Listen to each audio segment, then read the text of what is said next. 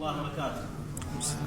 الحمد لله والصلاة والسلام على رسول الله وعلى آله وصحبه أجمعين. أما بعد.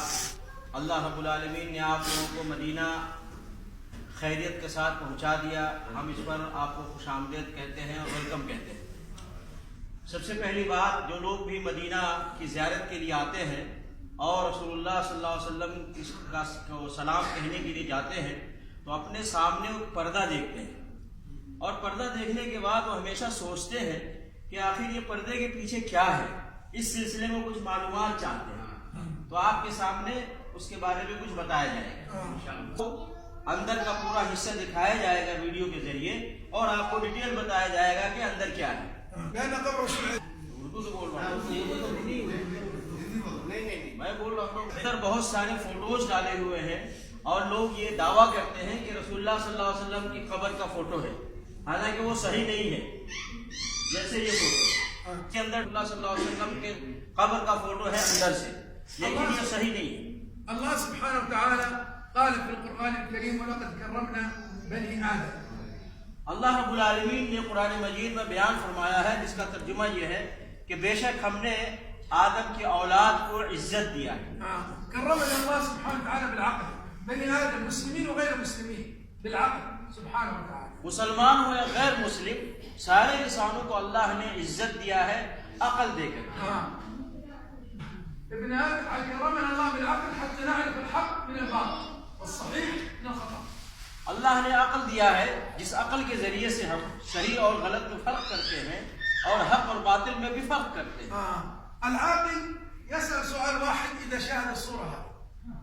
ایک عقل مند آدمی جب یہ فوٹو دیکھتا ہے تو اس کے ذہن میں ایک سوال آتا ہے، إذا هذا قبر الرسول عليه الصلاة والسلام، طيب أين قبر أبو بكر وعمر رضي الله عنهم؟ اگر یہ رسول اللہ صلی اللہ علیہ وسلم کی قبر ہے تو ساتھ میں ابو بکر عمر بھی ہیں، ان کی قبریں کہاں ہیں؟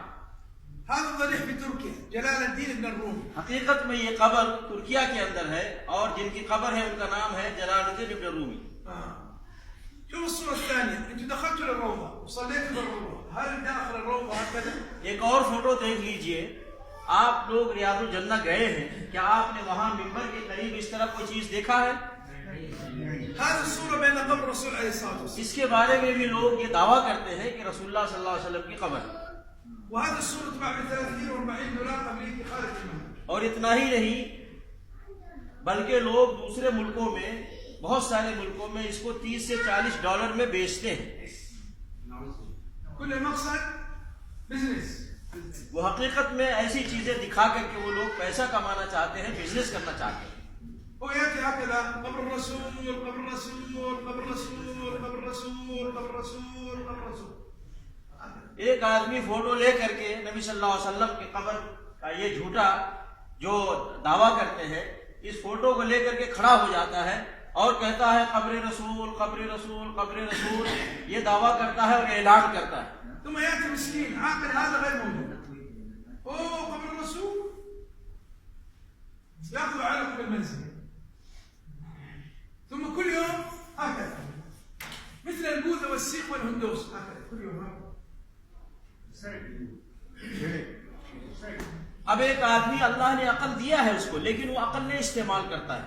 وہ فوٹو دیکھتا ہے، دیکھنے کے بعد جب یہ سنتا ہے کہ نبی صلی اللہ علیہ وسلم قبر ہے تو بڑے محبت کے ساتھ، بے قراری کے ساتھ فوٹو کی طرف جاتا ہے، اس کو پیسے دیتا ہے اور فوٹو لے کر کے اس کو سینے سے لگاتا ہے، اس کو بوسہ دیتا ہے.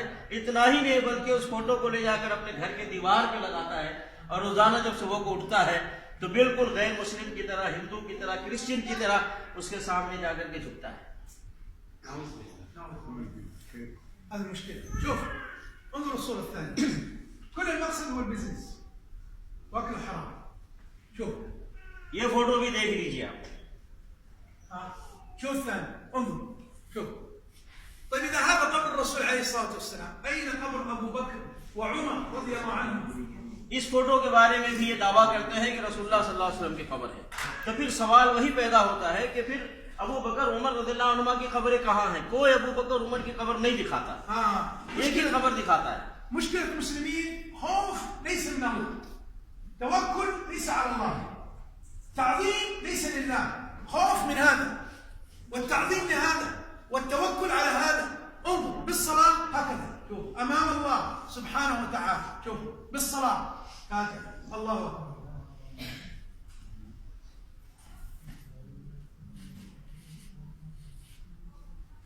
بالصلاة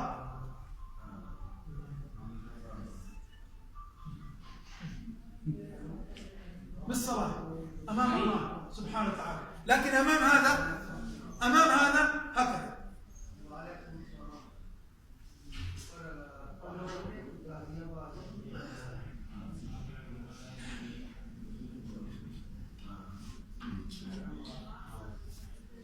اصل میں مسلمان عقیدے اور دین اور ایمان کے اعتبار سے اتنا کمزور ہے کہ اس کا تعلق قبر اور صاحب قبر سے بہت زیادہ ہے. وہ ڈرتا ہے تو قبر والے سے، وہ امید رکھتا ہے تو قبر والے سے، وہ بھروسہ کرتا ہے تو قبر والے کے اوپر، اور وہ یہ سمجھتا ہے کہ جو کچھ بھی ہمیں ملے گا قبر والے سے ملے گا. اللہ کے ساتھ وہ تعلق اس کا نہیں ہے. اللہ رب العالمین کے ساتھ اس طرح کا ایمان نہیں ہے. اللہ رب العالمین پہ بھروسہ نہیں ہے. اللہ پہ اطمینان نہیں ہے. اللہ رب العالمین سے وہ دعا طلب نہیں کرتے، مانگتے نہیں ہیں، بلکہ قبر والے سے جا کے مانگتے ہیں. سمجھ گئے؟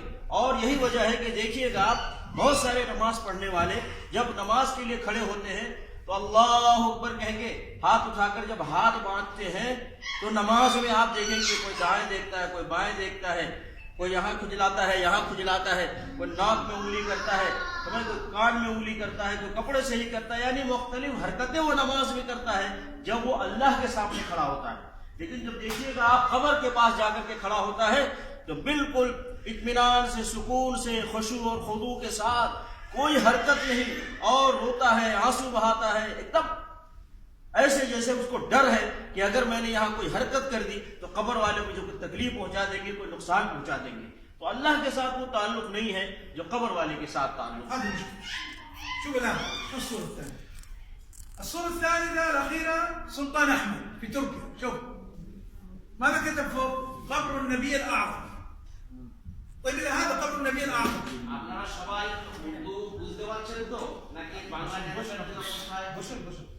هذا في تركيا سلطان أحمد. طيب إذا هذا قبر الرسول عليه الصلاة والسلام، أين قبر أبو بكر وعمر رضي الله عنهم؟ اس قبر کے بارے میں بھی، اس فوٹو کے بارے میں بھی لوگ یہ دعویٰ کرتے ہیں کہ رسول اللہ صلی اللہ علیہ وسلم کے قبر کا فوٹو ہے، بلکہ اوپر لکھا بھی ہوا ہے کہ نبی اعظم کی قبر ہے، محمد بن عبداللہ صلی اللہ علیہ وسلم مدینہ کے اندر. سمجھ گئے؟ جبکہ یہ جھوٹ ہے. اب پھر ہم اس سے سوال کرتے ہیں فوٹو دکھانے والے کو کہ جب یہ رسول اللہ صلی اللہ علیہ وسلم قبر ہے تو پھر ابو بکر اور عمر رضی اللہ عنہ کی قبریں کہاں ہیں؟